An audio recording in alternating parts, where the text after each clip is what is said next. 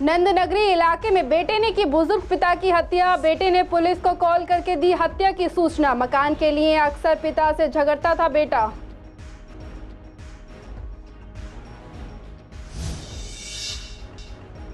पूर्व दिल्ली में बदमाश हुए बेखौफ। नाजिर फूड रेस्टोरेंट में बदमाशों ने की लूटपाट। बंदूक की नोक पर लूटे 65,000 कैश और 3 मोबाइल फोन।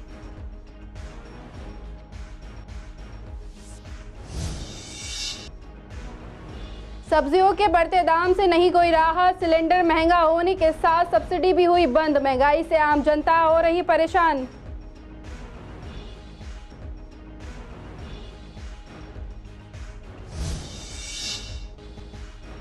मौजपुर मजलिस पार्क कॉरिडोर पर 2026 से चलेंगी मेट्रो। एलिवेटेड ढांचे के साथ बनाया जा रहा है फ्लाईओवर। 12 किमी लंबा कॉरिडोर 20 महीने में होगा पूरा।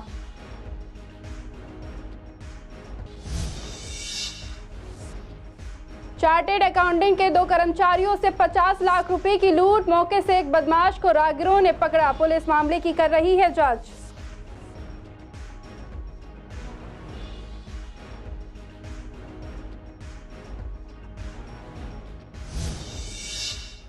नमस्कार, आप देख रहे हैं CCN लाइव। मैं हूं आपके साथ ज़ेबा अंजुम। स्वागत है आपका हमारे खास प्रोग्राम पूर्व दिल्ली खास में। बुलेटिन की शुरुआत करते हैं पूर्व दिल्ली की कुछ अहम खबरों के साथ। उत्तर पूर्वी दिल्ली के नंदनगरी इलाके में 35 साल के युवक ने बुजुर्ग पिता की डंडे, ईंट और पत्थर से हमला करके हत्या कर दी। पिता को मौत के घाट उतारने के बाद आरोपी बेटे ने पिता की मौत की सूचना पुलिस को दी। सूचना मिलते ही मौके पर पहुंची पुलिस ने शव को कब्जे में लेकर पोस्टमार्टम के लिए भेज दिया है और आरोपी बेटे को मौके से गिरफ्तार कर लिया है। उत्तर पूर्वी दिल्ली के DCP डॉक्टर जॉय टिर्की ने बताया कि मृतक की पहचान 65 वर्षीय केहर सिंह के रूम पर हुई है। केहर सिंह नंदनगरी में अपने 2.5 मंजिला मकान में अपने छोटे बेटे अरुण के साथ रहते थे। उनका बड़ा बेटा मौजपुर में अपने परिवार के साथ रहता है, जबकि दोनों बेटी ससुराल में रहती हैं। DCP ने जानकारी देते हुए आगे बताया कि बुधवार तकरीबन 3 बजे के आसपास पुलिस को एक कॉल प्राप्त हुई थी, जिसमें कॉलर ने बताया कि मेरे पापा की मौत हो गई है। सूचना मिलते ही पुलिस की टीम मौके पर पहुंची तो मकान का दरवाजा अंदर से बंद था। बालकनी में एक युवक खड़ा था, जिसने पुलिस को बताया कि उसके पिता ऊपर चले गए हैं। शुरू में वे गेट का दरवाजा खोलने को तैयार नहीं हुआ, लेकिन पुलिस के काफी समझाने के बाद उसने दरवाजा खोला। पुलिस को मकान की पहली मंजिल पे एक खाली शराब की बोतल, कुछ पका हुआ खाना और एक फोन पड़ा मिला। पुलिस जब दूसरी मंजिल पर गई तो वहां बुजुर्ग का शव पड़ा था। जांच में पता चला है कि छोटे बेटे अरुण का पिता से अक्सर झगड़ा रहता था। अरुण चाहता था कि मकान पिता उसके नाम कर दे, लेकिन पिता मकान में अपने बड़े बेटे को भी हिस्सा देना चाहते थे। लेकिन छोटा बेटा अरुण पूरे मकान अपने नाम करने का दबाव पिता पर बना रहा था, जिसको लेकर अक्सर दोनों के बीच झगड़ा होता था। आरोप ये भी है कि इसी झगड़े में अरुण ने डंडा और ईंट पत्थर से हमला कर पिता की हत्या कर दी। फिलहाल पुलिस तमाम पहलुओं की गहनता से जांच कर रही है। उत्तर पूर्वी दिल्ली के थाना वेलकम अंतर्गत बाबापुर रोड पर नाजिर फूड रेस्टोरेंट में कल देर रात बदमाशों ने पिस्तौल दिखाकर लूट की वारदात को अंजाम दिया है। बता दें कि बदमाशों ने गले में रखे करीब 65,000 रुपए कैश और स्टाफ के 3 मोबाइल फोन लूट कर मौके से फरार हो गए। ये पूरी वारदात वहां लगे CCTV कैमरे में कैद हो गई। पुलिस ने लूटपाट का मुकदमा दर्ज कर आगे मामले में जाँच शुरू कर दी है। घटना के बाद रेस्टोरेंट के स्टाफ ने बताया कि गुरुवार रात तकरीबन 10:30 बजे के आसपास वे लोग रेस्टोरेंट को करने की तैयारी कर रहे थे, तभी 4 बाइक सवार बदमाशों ने इसे लूटपाट की घटना को अंजाम दिया। बाइक पर 4 बदमाश आए और 2 बदमाश रेस्टोरेंट के अंदर दाखिल हो गए, जबकि 2 बाहर ही खड़े थे। इसके बाद लूटपाट को अंजाम देकर चारों चोर एक साथ मौके से फरार हो गए। इस पूरी घटना पर पुलिस का कहना है कि नाजिर फूड रेस्टोरेंट में हुई लूटपाट की शिकायत और मुकदमा दर्ज कर जांच शुरू कर दी गई है। जांच के लिए वेलकम थाना पुलिस के अलावा स्पेशल स्टाफ और AATS को भी लगाया गया है, जिसके आधार पर बदमाशों की पहचान करने का प्रयास किया जा रहा है। हाँ सर, ये कल रात की घटना है। करीब 11:30 के करीब लड़के अपना क्लोजिंग कर रहे थे। इसी बीच में 2 लोग अंदर आए, तो लड़के ने उन्हें मना भी किया कि हमारे पास मतलब हमारा स्टोर क्लोज हो गया, लेकिन उसके बावजूद भी वो अंदर आ गए। और अंदर आते ही उन्होंने सीधा पिस्तौल वगैरह दिखाई लड़के को और काउंटर के अंदर आके लड़के को मारा और यहाँ से कैश वगैरह सारा लेके चले गए। कैश और मोबाइल भी लेके गए। कितना कैश होगा? कैश अराउंड सर 65,000 के करीब था। 3 मोबाइल ले गए। सर हम लोग ना निकलने वाले थे, तो जैसे 2 बंदे एंटर होते तो मैंने उनको जैसे वो एंटर हुए तो मैंने उनको बोला सर रेस्टोरेंट क्लोज हो गया है, अभी कुछ नहीं हो पाएगा। तो ऐसे करते करते क्लोज हो गया, बहुत हमारे पास में आ गए। ठीक है। पास में आके उन्होंने मैंने सर कुछ नहीं हो पाएगा, तो उन्होंने ना राइफल पे पिस्टल निकाली है, ठीक है, और डायरेक्ट हम लोगों पे तान दी है। तो हम बोले जो भी है तुम दे दो अंदर आके। तो वो एकदम अंदर आया और बंदे को उसने एक धक्का भी मारा, एक बंदे को लाठी मारी जो मेरे साथ में बंदा था काउंटर पे, उसे उसने लात से भी मारा है, ठीक है, और फिर सीधा गले में आगे खोल के पिस्टल तान के हम पे जो कुछ है ले गए सर वो हमारे। दो लोग थे सर 2 लोग थे और 2-3 बाहर थे, 2-3 लोग बाहर थे। ज्यादा थे? जी जी। सब पे पिस्टल दिखाई दे रही है? हाँ सर, इस पे तो मतलब क्लियर आ रही है जो उसने हम लोगों पे तान रखी है, और एक सामने था बंदा जो उसने भी लगाई हुई थी पिस्टल। सरकार लगातार दावे कर रही है कि उसने महंगाई की दर को काफी कम कर दिया है। इसी को लेकर हमने पूर्वी दिल्ली की जनता से बात की तो पता चला कि महंगाई कम नहीं हुई है बल्कि और ज्यादा बढ़ गई है। जनता का कहना है कि सरकार केवल दावे करती है कि वो महंगाई कम कर रही है, लेकिन रसोई से लेकर रोजमर्रा के इस्तेमाल में आने वाली हर चीज महंगी है। जबकि 40 रुपए से लेकर 50 रुपए के बीच में इस गैस सिलेंडर में इजाफा हुआ है, गैस भी महंगा हुआ है, साथ ही उस पर मिलने वाली सब्सिडी भी बंद कर दी गई है। घर में काम करने वाले की सैलरी नहीं बढ़ाई जा रही है, केवल महंगाई दिन प्रतिदिन बढ़ती जा रही है। चुनावों से पहले महंगाई कम करने के वादे लेकर सरकार जनता के बीच जाती है, लेकिन जीतने के बाद कोई सुनवाई नहीं होती। हमें तो सब कुछ खरीदना पड़ता है, जैसे आटा चावल से गैस सिलेंडर तक, गैस तक। ऐसे भी तो कोई चीज़ पहले तक के जैसे तो है नहीं, अब तो महंगाई है। हमें तो सिलेंडर ज़्यादा लगते हैं, क्यों दुकान लगते हैं ना, आटा चावल भी लगते हैं।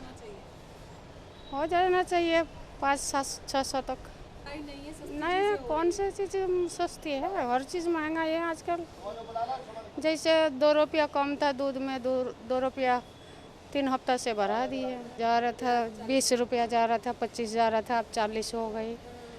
जैसे लहसुन जा रहा था 30 रुपया 25 रुपया पाव, अब 50 रुपया 40 रुपया पाव हो गया। सब्जियाँ महंगी है, सब कुछ महंगा है, और लाइट की भी बहुत दिक्कत है, ना मीटर लगा रहे हैं। तो गरीब आदमियों के लिए तो बहुत महंगाई है, क्यों नहीं है महंगाई।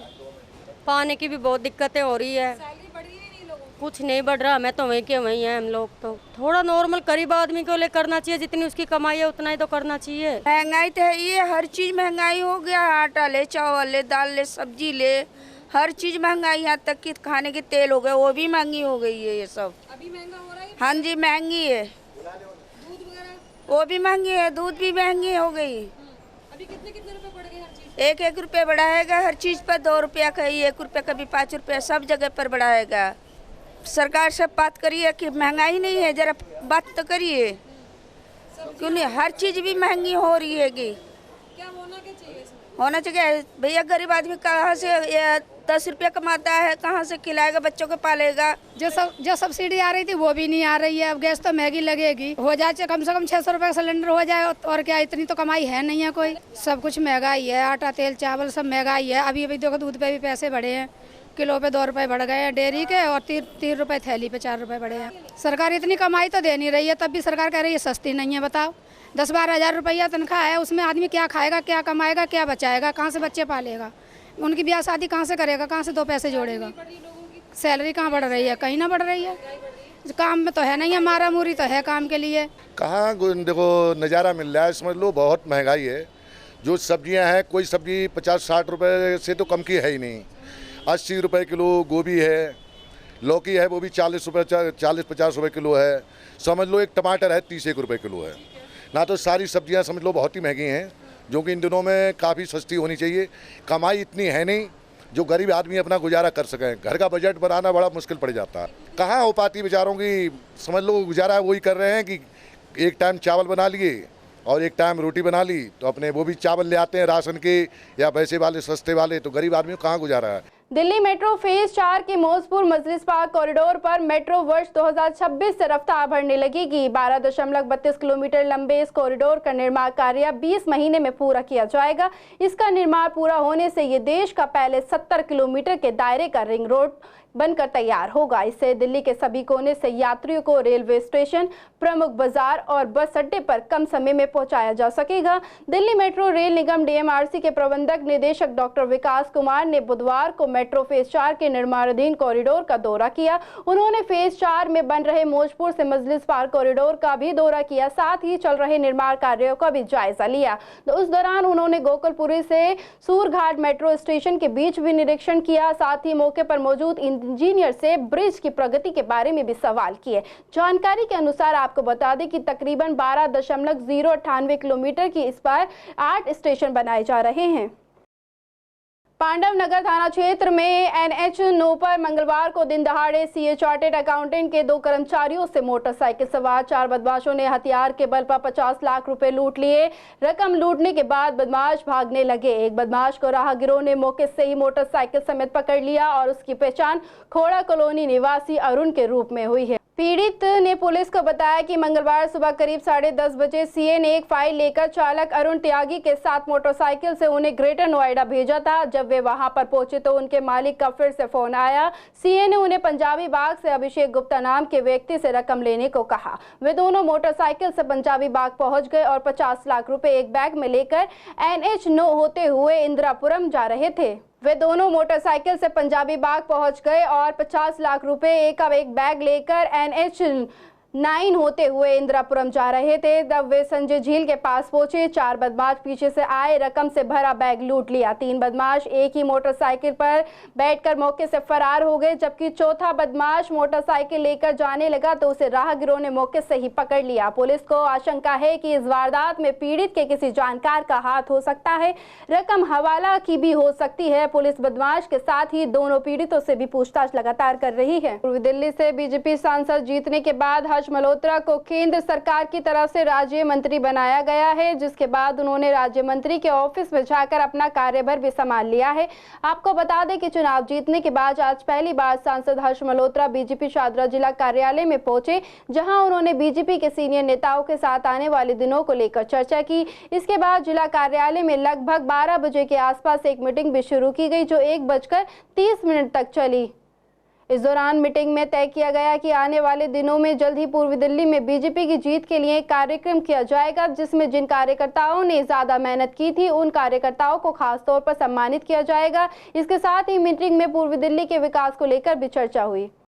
CBSE 9वीं और 11वीं कक्षा के लिए एक नया पायलट ओपन बुक परीक्षा एग्जाम का कॉन्सेप्ट लेकर आ रही है, जो कि जल्द ही शुरू किया जाएगा। ओपन बुक परीक्षा का मतलब है कि छात्रों को अपने नोट्स और पढ़ने और अध्ययन सामग्री का हवाला देते हुए ये परीक्षा देने की अनुमति होगी, यानी कि एग्जाम दे रहे स्टूडेंट बुक और नोट से आंसर खोज कर लिख सकते हैं। इसी मुद्दे पर जब CCN की संवाददाता सोनिया शर्मा ने स्कूलों के टीचर से बात की तो उन्होंने बताया कि बच्चों को कुछ सब्जेक्ट के लिए परीक्षाएं देनी होंगी, जो कि एक तरह से फॉर्मेटिव और समेटिव होंगी, लेकिन इससे बच्चों को कोई फायदा मिलेगा इसका कोई प्रमाण नहीं है। इस वर्ष एक पायलट प्रोजेक्ट के रूप में ओपन बुक एग्ज़ाम को क्लास 9th और 11th में शुरू करने जा रहा है, जो पूरी तरह से स्कूलों में ही किया जाएगा। अब ऐसी स्थिति में सरकार की सोच इसमें ठीक हो सकती है। सरकार का ये सोचना कि इससे बच्चों में स्ट्रेस कम होगा, पर मेरा मानना है कि इससे बच्चों में स्ट्रेस कम होने की बजाय बढ़ेगा। पहला तो ये होगा कि कोई भी बच्चा जब ओपन बुक एग्ज़ाम में एग्ज़ाम देने के लिए बैठेगा तो कुछ बच्चे उसमें ऐसे भी होंगे जो किताब खोल करके अपना जवाब लिख देंगे। कुछ बच्चे ऐसे होंगे जिसका कंसेप्ट इसमें रखा गया है कि भाई बच्चा पहले सब्जेक्ट की पूरी उसकी जानकारी हो, फिर उसके हिसाब से वो अपना जवाब लिखेगा। अब उन दोनों का जब मूल्यांकन किया जाएगा तो टीचर के सामने भी ये बड़ी समस्या होगी कि उनका किस प्रकार से मूल्यांकन किया जाए। CBSE द्वारा एक ओपन बुक टेस्ट एग्ज़ाम का प्रयोग छात्रों पर किया जा रहा है।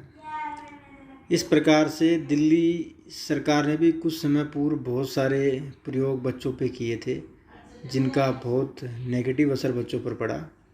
और ये जो ओपन बुक टेस्ट का जो प्रयोग बच्चों पे किया जा रहा है, ये बच्चों को बौद्धिक स्तर से कमज़ोर बनाएगा, पढ़ाई के प्रति लापरवाह बनाएगा।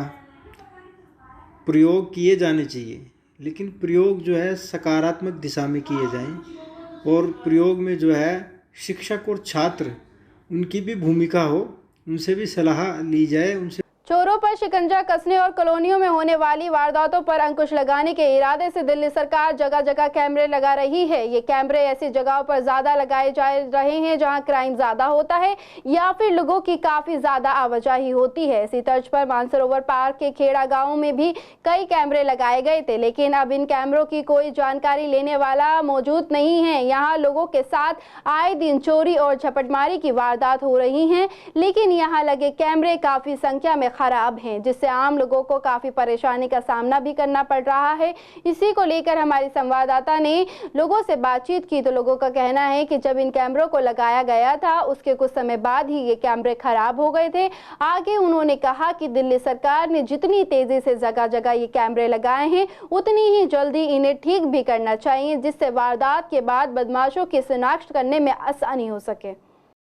कैमरे तो सही होने चाहिए जी, इसीलिए लगे देख रेख के लिए। अगर बंद होंगे तो फिर उसका कोई फ़ायदा नहीं है। कैमरा गली की तरफ से लगाए हुए मगर कैमरा चालू नहीं है, बंद पड़े हैं जी।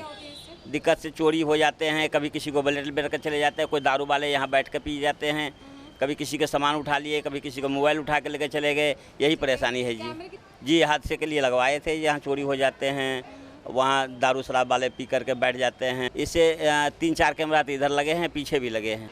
नहीं, मोबाइल में देख सकते थे, मोबाइल में नंबर दे के गए थे, बाकी चालू नहीं तो देखेंगे कहाँ से। समस्या ये है यहाँ कुछ खेड़ा में कुछ ऐसे शरारती तत्व हैं जो आए दिन कोई ना कोई घटना होती रहती है, कभी लूटपाट की, कभी ब्लेड मारने की।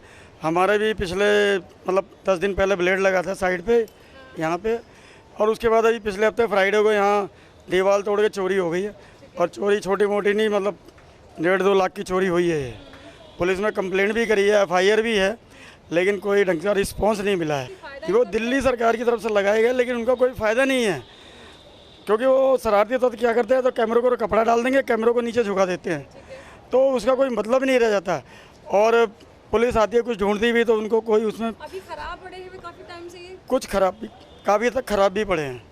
होना ये चाहिए कैमरा थोड़ा ऊपर करके और कैमरे और लगाए जाएँ, जिससे कि पूरी पिक्चर क्लीन हो सके। अब रोड पे कोई वारदात हो जाती तो पता ही नहीं लगता है। सामने वो पुलिस वालों का पोल लगा हुआ है, लेकिन अब तक वहाँ जो 4 महीने होने को तैयार हो गए, 4 से 5 महीने, लेकिन वहाँ कोई कैमरा अभी तक लगा नहीं। एक्चुअली फ़ायदा ये मिलेगा, यहाँ जो भी प्रॉब्लम होती है वो हम जान पाएंगे क्या हो रहा है क्या नहीं हो रहा है। हम फिर आगे किसी को बता पाएंगे, यहाँ का जो प्रधान वगैरह है उनको बोल पाएंगे हम, अगर कौन कर रहा है कौन नहीं कर रहा है, ये सारी जानकारी हम मिल सकेंगे। इसीलिए पूर्वी दिल्ली के शादरा जिले के स्पेशल स्टाफ फोर्स की टीम ने शादरा रेलवे लाइन के पास अवैध जुए के अड्डे का भांडाफोड़ किया है। STF ने जुआ खेलने वाले 5 लोगों को मौके से गिरफ्तार किया है। साथ ही जुआरियों के पास से प्लेइंग कार्ड के अलावा नकदी भी बरामद की गई है। पुलिस ने जानकारी देते हुए बताया है कि इसमें से 4 लोगों के खिलाफ पहले से ही जुआ खेलने के कई मामले दर्ज हैं। आरोपियों की पहचान जकी अहमद, तस्दीक मियां, रविंद्र, इस्तेयाक और शहजाद के रूप में की गई है। DCP सुरेंद्र चौधरी के मुताबिक जिले में हाल ही में बड़ी जुए की घटनाओं को रोकने के लिए ACP ऑपरेशंस गुरुदेव सिंह की देखरेख में SI राजकुमार के नेतृत्व में एक टीम का गठन किया गया था। 11 जून को शादरा की स्पेशल स्टाफ फोर्स ने ये मामला सुलझाया था। उन्हें ये सूचना मिली थी कि कुछ लोग रेलवे लाइन के पास मेट्रो के नीचे जुआ खेल रहे हैं। इस सूचना के आधार पर STF ने दबिश की, जहां पर 5 लोगों को मौके से ताश के पत्तों के साथ गिरफ्तार कर लिया गया। साथ ही पुलिस ने बताया कि ये 5 आरोपी फर्श बाजार इलाके के रहने वाले हैं। उत्तर पूर्वी दिल्ली के वेलकम थाना क्षेत्र के 65 फुटा रोड पर शैतान चौक पर तड़के बदमाशों ने 2 बाइक सवार पर अंधाधुंध फायरिंग कर दी। इस फायरिंग में दोनों बाइक सवार गोली लगने से घायल हो गए। इसके साथ ही वहां फुटपाथ पर सो रहे 2 लोगों को भी गोली लगी है। सूचना मिलते ही मौके पर पहुंचकर वेलकम थाना पुलिस की टीम ने सभी घायलों को गुरु तेग बहादुर अस्पताल में भर्ती कराया। उत्तर पूर्वी दिल्ली के DCP डॉक्टर जॉय टिर्की ने बताया है कि घायलों की पहचान शास्त्री पार्क निवासी 33 वर्षीय के रूप में हुई है, जिसका नाम वसीम चौहान है। बांगर निवासी 30 वर्षीय मोहम्मद आसिफ, जनता मजदूर कॉलोनी निवासी 70 वर्षीय शरीफ, जनता मजदूर कॉलोनी निवासी 70 वर्षीय सुल्तान के तौर पर हुई है। घटना के बाद पुलिस ने हत्या के प्रयास का मुकदमा दर्ज कर जांच शुरू कर दी है। फिलहाल फायरिंग के कारणों का पता नहीं चल पाया है। आसपास लगे CCTV फुटेज खंगाले जा रहे हैं। आगे DCP ने जानकारी देते हुए बताया है कि वसीम के पेट और हाथ में गोली लगी है, आसिफ के हाथ और सीने में गोली लगी है, जबकि शरीफ और सुल्तान के हाथ में गोली लगी है। शुरुआती जांच में सामने आया है कि घायल वसीम पेशेवर अपराधी है। उसके खिलाफ हत्या का प्रयास, लूटपाट, जबरन वसूली, स्नैचिंग सहित 17 आपराधिक मामले कई अलग अलग थानों में दर्ज हैं। पूर्वी दिल्ली से इंडिया गठबंधन के उम्मीदवार कुलदीप कुमार को हराकर बीजेपी के उम्मीदवार हर्ष मल्होत्रा पूर्वी दिल्ली से सांसद चुने गए हैं और उसके बाद उन्हें केंद्र सरकार में मंत्री पद भी मिला है। हर्ष मल्होत्रा पहली बार लोकसभा का चुनाव लड़ रहे थे। आखिर उनकी जीत का आधार क्या था? हमने इस बारे में हर्ष मल्होत्रा के पूरे चुनाव प्रचार को संभाल रहे यानी कि चुनाव प्रचार के संयोजक महेंद्र आहूजा से बात की और जाना कि पूर्वी दिल्ली से हर्ष मल्होत्रा की जीत की वजह क्या थी। इस पर महेंद्र आहूजा का कहना था कि जीत का सारा आधार बीजेपी कार्यकर्ता और पूर्वी दिल्ली की जनता को जाता है, जिन्होंने हर्ष मल्होत्रा को चुना और हर्ष मल्होत्रा की खुद की भी मेहनत है जो गली गली लोगों तक पहुंचे। वहीं महेंद्र आहूजा का कहना था कि बीजेपी पार्टी में जो रणनीति बनाई थी हमने उसी पर ही काम किया, जिसके तहत हमें सफलता हासिल हुई। हमें मुस्लिम इलाकों में भी वोट मिले हैं, हालांकि वे कम हैं, लेकिन उन्होंने कहा है कि वे जल्द ही और ज्यादा बढ़ जाएंगे। साथ ही उन्होंने ये भी बताया कि प्रधानमंत्री नरेंद्र मोदी के कामों को देखते हुए जनता ने उन्हें एक बार फिर चुना है। देखिए, हर्ष मल्होत्रा जी की जीत के कई कारण हैं। सबसे पहला कारण तो यही है कि हर्ष मल्होत्रा जमीन से जुड़े हुए कार्यकर्ता, सामान्य व्यक्ति से जुड़े हुए कार्यकर्ता के रूप में वो चुनाव लड़े। दूसरा, वो नीचे तक आम पब्लिक में बहुत नीचे तक गली गली घर घर तक गए, खुद से गए, बड़ा संघर्ष किया। 90 दिन तक सारी जनता की समस्याएं सुनी, जाना, परिचय किया। इसके अलावा भारतीय जनता पार्टी के जो देवतुल्य कार्यकर्ता हैं उन्होंने दिन रात अथक परिश्रम किया और मोदी जी की योजनाओं को और आने वाले भविष्य में विकसित भारत की योजना को घर घर तक पहुंचाया। और सबसे बड़ा आधार है, हम जिस पार्टी से जुड़े हैं वो है भारतीय जनता पार्टी, जिसमें हमारे नेता नरेंद्र मोदी जी और श्री नरेंद्र मोदी जी की जो गारंटी है वो सबसे बड़ा काम साथ के साथ करती है। तो ऊपर हवा, विश्वास मोदी जी में और नीचे क्या ग्रास रूट वर्क, ये जीत का मुख्य आधार बना। सर, हालांकि मैं ये चुनाव जीता गया लेकिन पिछली बार के मुकाबले मार्जिन कम हुआ, ऐसी क्या कमी रह गई थी जो मार्जिन कम हुआ? देखिए, मार्जिन कम नहीं हुआ, केवल पहले जो 2 भागों में बटा हुआ वोट था, कांग्रेस और आम आदमी पार्टी, वो आपस में मर्ज हो गया, वो एक जगह पर खड़ा हो गया। अगर एक उम्मीदवार 2 लाख वोट ले रहा होता, दूसरा उम्मीदवार 3 लाख वोट ले रहा होता तो हमारी जीत का मार्जिन 5 लाख हो जाता। लेकिन दोनों का जुड़ के उनके वोट 5 लाख हो गए तो जीत का मार्जिन कम हो गई। तो ये हमारे वोट कम नहीं हुए, लेकिन ये समीकरण बदले, उससे ये जीत का मार्जिन आपको कम नज़र आ रहा है। हमारे को जनता उतना ही प्यार दे रही है। उन्होंने वोट बिखरने से अपना बचाने के लिए जो भी योजना बनाई, उससे जीत का मार्जिन आपको कम दिखाई दे रहा होगा। भाजपा की लोकप्रियता कहीं नहीं घटी, नहीं तो हम दिल्ली की 7 सीटें ना जीते होते। अभी मुस्लिम बंधु गलतफहमी से बाहर नहीं आ पा रहे कुछ स्थानों पर, वहाँ पर भी भ्रामक खबरें फैलाई गई उनके अंदर, लेकिन इसके बावजूद मुस्लिम क्षेत्रों में भी हमारी पॉपुलैरिटी बढ़ी है। मुस्लिम क्षेत्रों में हार का मार्जिन कम हुआ है, इसीलिए हम ये सीट पूरी की पूरी जीत पाए हैं। पूर्वी दिल्ली के कृष्णा नगर इलाके में आगामी आने वाले त्योहारों को लेकर पुलिस विभाग ने मीटिंग का आयोजन किया है, जिसमें मुख्य रूप से पुलिस के साथ आम जनता भी मौजूद रही। जानकारी के अनुसार बता दें कि ये मीटिंग आने वाले त्योहारों जैसे कि ईद और कावड़ यात्रा को ध्यान में रखते हुए की गई है, जिसमें खास तौर पर आम जनता की सुरक्षा को लेकर चर्चा हुई। इसके साथ ही डीसीपी ने कहा है कि त्योहार को मिलजुल कर मनाएं, खास बात का ध्यान रखें कि किसी की भावना को ठेस न पहुंचे। ईद उल अज़हा, बकर ईद जिसे बोलते हैं, कुर्बानी, और उसके बाद अमरनाथ यात्रा हमारी, और क्या कहते हैं, कावड़ सेवा, ये त्यौहार हैं। इससे पहले हम लोग मीटिंग हमेशा करते आए हैं और इस बार भी यूँ ही कर रहे हैं कि कोई आपस में प्यार मोहब्बत ऐसे ही बना रहे, भाईचारा बना रहे डिस्ट्रिक्ट में, और इसीलिए आज मीटिंग है। हमारे डीसीपी साहब सुरेंद्र चौधरी साहब आ रहे हैं और जितने भी हमारे एसीपी एसएचओज़ हैं और हर धर्म के यहाँ जिम्मेदार लोग बैठे हैं, चाहे वो कावड़ सेवा वाले हों, चाहे अमरनाथ यात्रा वाले हों, चाहे हमारे बकरा ईद के लिए हों। तो बकरा ईद तो कुर्बानी को याद दिलाता है कि कुर्बानी है क्या, वक्त के कुर्बानी का ब्लड वगैरह जो भी है, पानी का इंतज़ाम होगा। जल बोर्ड को भी बुलाया है, एमसीटी को बुलाया है, और हमने जो जमुना पार यहाँ शाहदरा डिस्ट्रिक्ट के पॉइंट हमने दिए हुए कि यहाँ आप ट्रक खड़ा कर दीजिए, जिससे जो बकरे का वेस्टेज है वो उसमें डले। हम हिंदू मुस्लिम सिख ईसाई एकता अमन कमेटी जो कि हर त्योहारों पे चाहे वो हिंदू के त्यौहार हों, मुस्लिम के त्यौहार हों, सिख के त्यौहार, तो त्योहारों के ऊपर पुलिस के साथ मिलकर के मीटिंग होती है, जिसमें सभी मुअज़्ज़िज़ लोग होते हैं। जहाँ मुस्लिम समाज के जो है मदरसों के लोग होते हैं, इमाम होते हैं, मस्जिदों के सारे लोग मौजूद हैं, उधर मंदिरों के पुजारी होते हैं, तथा कावड़ सेवाएँ, जैसे हमारी कावड़ सेवा के जो ऑर्गेनाइजर हैं वो हमारे बीच में होते हैं। अब हमारे अमरनाथ यात्रा जारी, तो अमरनाथ यात्रा के तो सारे के सारे पदाधिकारी जो है यहाँ पे मौजूद होते हैं और मौजूद लोग होते हैं। तो उसमें हम सब डीसीपी साहब जो एहतियात होती हैं, जो हमें एहतियात बरतना चाहिए त्योहारों के ऊपर, जैसे बकरा ईद है तो बकरा जो है आम जगह पे ना कटे, सावधानी उसकी बरतें, जो है इस तरह से मुस्लिम समाज के लोगों को समझाते हैं। फिलहाल पूर्वी दिल्ली खास में सिर्फ इतना ही। बाकी खबरों के लिए बने रहिए CCN लाइव पर। नमस्कार।